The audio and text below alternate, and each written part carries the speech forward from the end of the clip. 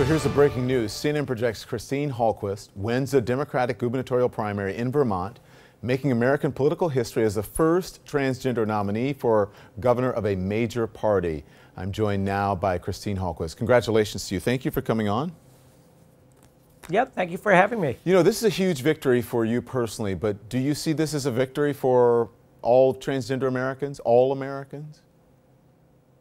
Yes, I do see it as a victory for all of Americans. But I will tell you, it's no surprise to me living in Vermont. I love Vermont, and this is pretty typical for what Vermont is. Vermont's been a loving state, a leader in civil rights, and we're going to continue to show the rest of the country what good democracy looks like. Christine, you're a former energy company executive, right? You were the CEO of the Vermont Electric Cooperative. Tell me why you went into politics. Well, you know, my passion was to show how the electric grid can solve climate change. And we actually got to the point where, when I left in March, where we were 96% carbon free, we were offering incentives to move away from fossil fuel heating, cooling, and transportation. And we did that without a rate increase. So, for 5 years. So, you know, that was my passion. But when I look what's happened in the rest of the country and in our state, November 9th of 2016 really changed everything.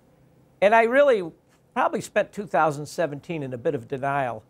But if I look at what's happening in Vermont, we are being impacted by what's happening in the rest of the country, and our governor is actually using the same tactics as the national GOP. You're talking about the Republican incumbent, Governor Phil Scott, right?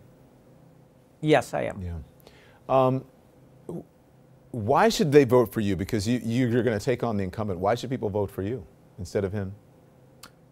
Well, you know, our governor, his motto is no new taxes, and of course we're going to, you know, he's kind of attacking our public education system. Mm-hmm. Now, I'm not a person that talks about taxes, because certainly being fiscally responsible is important, but I want a leader who has a long-term vision, you know, a 20-year vision. How are we going to get more food on the table, and how are we going to raise the living conditions for all those people on the lowest of the economic ladder?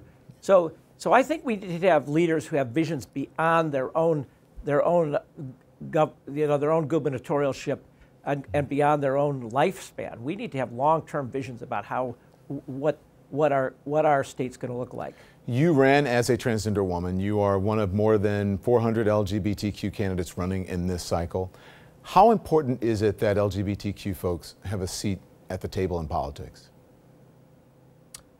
Well, you know, I like to talk about all marginalized communities. You know, certainly one of the things I learned in my transition is, you know, it's one thing to talk about the gender hierarchy, it's the other thing to experience it.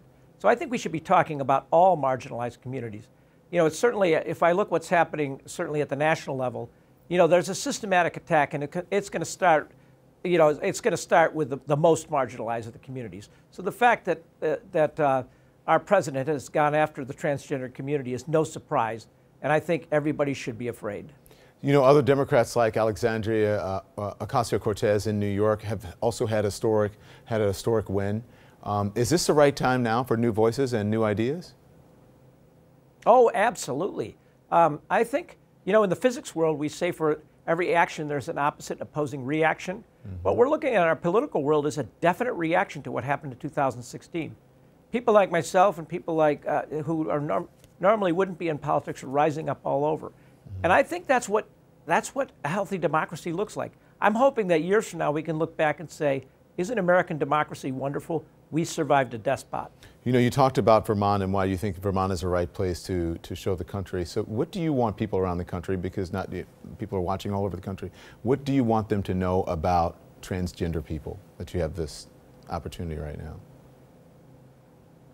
Well, I just want people in the rest of the country to know that we are a small percentage of the population, but you know that really, I would want people to look beyond that. You know, many people have not met a transgender person, and I understand that it's different. But at the end of the day, we can contribute to the betterment of the world.